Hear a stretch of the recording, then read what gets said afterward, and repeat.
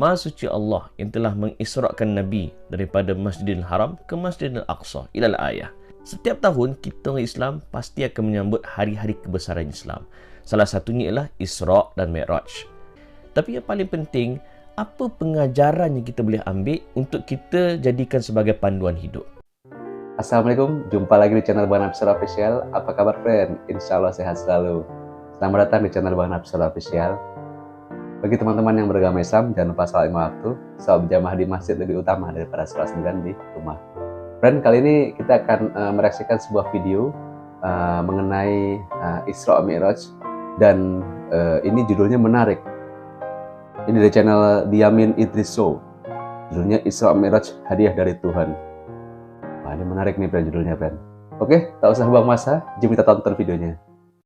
So kalau stres, kita tension, down, bukannya pergi main futsal siap bergaduh, tak. Assalamualaikum warahmatullahi. Hai guys, subhanalladzi asra bi'abdihi lailam minal masjidil haram ilal masjidil aqsa. Maha suci Allah yang telah mengisrakan Nabi daripada Masjidil Haram ke Masjidil Aqsa. Ilal ayah. Setiap tahun kita orang Islam pasti akan menyambut hari-hari kebesaran Islam. Salah satunya ialah Isra' dan Mi'raj. Dan banyaklah kuliah, ceramah dan musim pandemik ni pula makin banyak video-video malah live di Facebook secara atas talian. Banyak kuliah dan ceramah Isra' dan Mi'raj. So Bramin tak berhasrat untuk cerita secara detail tentang peristiwa ini. Tapi yang paling penting, apa pengajaran yang kita boleh ambil untuk kita jadikan sebagai panduan hidup? Antaranya, sebelum berlaku peristiwa Isra' dan Mi'raj, Nabi telah melalui tahun kesedihan ataupun Amul Huzn. Kenapa? Sebab sekurang-kurangnya Nabi berhadapan dengan 4 peristiwa. Pertama adalah meninggalnya Siti Khadijah binti Khuwailid, isteri pertama Nabi SAW. Kenapa Nabi sedih? Sebab selama Nabi berdakwah, ketika orang tuduh Nabi penipu, orang tuduh Nabi ahli sihir, orang kata Nabi ni macam-macam, orang kecam, orang maki Nabi. Nabi susah, Nabi miskin. Tetapi orang yang memberi moral support, malah menyokong perjuangan Nabi di kala susah dan senang, kaya dan miskin, adalah Khadijah binti Khuwailid. Khadijah ya. Insan ini meninggal dunia. Sedih Nabi. Kedua adalah meninggalnya Abu Talib. Abu Talib ni dikira otai kat Mekah lah. Pengaruh dia sangat dahsyat. Semua masyarakat Quraisy di Mekah, semua masyarakat Arab di Mekah respect kau dekat Abu Talib. Dan walaupun kafir Quraisy dia tak suka dengan dakwah Nabi, tapi dia orang tak berani kacau Nabi. Sebab apa? Respect dekat Abu Talib. Abu Talib juga meninggal dunia di pangkuan Nabi SAW. Dan Nabi pun sedih sebab Abu Talib tidak meninggal dalam keadaan bersyahadah. Sampai turun ayat Allah, innaka la tahdi man ahbabta walakinnallaha yahdi man yasha. Sesungguhnya engkau yang Muhammad tak boleh bagi hidayah kepada orang, melainkan Allah yang berkuasa untuk beri hidayah kepada sesiapa yang Allah kehendakkan. Ketiga, rentetan dari itu juga ramai para sahabat disiksa. Bilal, Khabbab, dan pada masa yang sama Nabi dan juga para sahabat dipulau oleh masyarakat Mekah. Pedih guys, sedih. Dan yang keempat, Nabi Muhammad SAW berhadapan dengan tragedi Taif. Dalam tragedi Taif, dakwah Nabi ditolak. Bukan setakat ditolak, Nabi dimaki dan dibaling dengan batu sampaikan darah Nabi mengalir sampai ke tumit. Ya Allah, sedih. Disebabkan kesedihan inilah, maka Allah Azza wa Jal nak memotivasikan Nabi SAW dengan Isra' dan Mi'raj. Isra' adalah perjalanan Nabi daripada Masjidil Haram ke Masjidil Aqsa, dan Mi'raj adalah perjalanan Nabi menuju ke langit. Jadi macam mana Nabi mengubati duka Nabi SAW? Sebelum Bramin nak share dulu satu Quran yang sangat menarik. Quran ni nama dia Al-Amin, bukan Amin Idris, hasil keluaran Quran Humaira. Dan cantiknya Quran ni, dia sangat eksklusif dan nampak eksekutif. Selain daripada free-gift yang korang akan dapat, yang paling penting adalah Quran ni guys. Ya Allah, Quran tu sendiri memang Masya Allah kalamullah. Dan design dia wow, bagus sangat ya, cantik eksekutif. Cantik kan? Dan cantik. Kalau nak buka, dia ada zip dia. Dan dalamnya Masya Allah ada tagging lagi.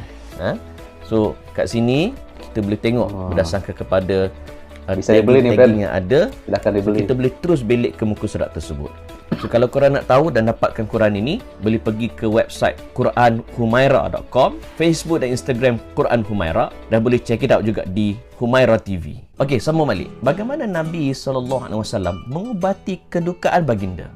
Pertama, bila Nabi daripada Masjidil Haram ke Masjidil Aqsa, masjid itu menjadi tempat Nabi Muhammad sallallahu alaihi wasallam mengubati rasa down baginda. Dan sekarang ni, bila kerajaan dah mula buka masjid dan boleh pergi solat jemaah, of course dengan SOP, kita dah boleh perlahan-lahan ke masjid. Di situ juga kita boleh menenangkan jiwa kita. Kedua, bila Nabi Muhammad sallallahu alaihi wasallam di-mi'rajkan, naik ke langit, Nabi bertemu dengan para nabi. Antaranya Nabi bertemu dengan Nabi Adam, Nabi Yahya, Nabi Isa, Nabi Yusuf, Nabi Harun, Nabi Idris, Nabi Musa, Nabi Ibrahim. Nabi bertemu dengan rakan-rakan sejawat baginda sallallahu alaihi wasallam. Kat sini pun Nabi rasa lega sangat-sangat, masya-Allah. Maksudnya bila kita down, bila kita sedih, kita memerlukan sahabat-sahabat yang juga melalui kesusahan yang sama dengan kita. Kat situ kita akan rasa, pepatah Arab sebut al-bala idza amma khafa. Kepayahan bila ditimpa beramai-ramai, kita akan rasa ringan sikit. Dan ketiga, melalui peristiwa Isra' dan Mi'raj, maka bermulalah pensyariatan solat. Selepas Isra' dan Mi'raj inilah, maka bermulanya kewajipan solat 5 waktu. So kalau stres, kita tension, down, bukannya pergi main futsal siap bergaduh, tak. Tapi yang agama aja, ambil wuduk, menghadap kiblat, angkat takbir, Allahu Akbar. Kita mengadu pada Allah Azza wa Jalla. Malah dalam Quran Allah sebut qad aflahal mu'minun. Sesungguhnya berjayalah mereka yang beriman. Salah satu ciri-ciri yang berjaya kata Allah dalam Quran, alladzina hum fi salatihim khashi'un. Iaitu di kalangan mereka yang dalam solatnya dia khusyuk. The power of solat. Bukan PUBG, bukan Mobile Legend, bukan PlayStation. Yang tu sampingan. Yang paling utama adalah solat kita. Kita online dengan Allah Subhanahu wa taala. Dan yang keempat, selepas daripada Isra' dan Mi'raj, kan muncul kutu-kutu Quraisy yang tak percaya kat Nabi. Dia kata Nabi bohong, tapi muncul seorang sahabah yang mengiyakan setiap patah bicara Nabi sallallahu alaihi wasallam. Itulah dia Abu Bakar As-Siddiq. Maksudnya, bila kita stres, bila kita down, selain daripada kita ada rakan-rakan yang pernah merasai kepayahan yang sama, kita perlu juga rakan-rakan yang memberi moral support kepada kita, kata-kata positif kepada kita, supaya kita boleh meneruskan kehidupan dan bangkit lebih kuat. We come back stronger. Fall down 7 times, get up 8. Bagus ini. Saya baru jumpa channel ini, Ren. Luar biasa. Bagus dia menjelaskan dengan simple, kemudian sederhana dan sistematik ya. Dia punya cara bicara juga bagus. Sebabnya kemudian di poin-poin by poin ya. Jadi bagus ini. Oke, mungkin itu aja video kali ini. Insya Allah ada manfaatnya bagi kita semua. Jika suka video ini jangan lupa like, komen, dan subscribe channel Bang Hapsar Official. Terima kasih telah menonton. Salam sehat selalu dan assalamualaikum.